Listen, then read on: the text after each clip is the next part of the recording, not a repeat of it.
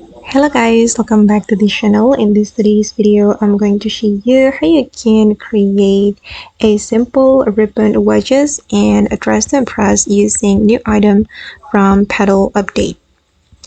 Okay, let's get into it guys. First of all, you can wear this bow heel, and then I'm going to change the color. You can color it using any color that you like. For example, I'm just going to make it purple, just like this, and then we're going to go to the dressing room and we're going to wear Myra heels. Okay, I'm going to go to the currency items and then use this heel. Alright, and then you can color it any color that you like.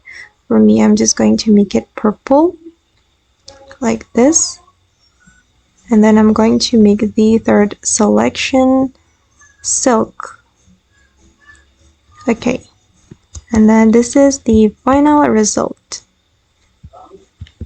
Okay guys, and that's all the way to create simple ribbon wedges and dress to impress using new items from Petal Update. I hope this video will be useful for you. Thank you so much for watching, and bye.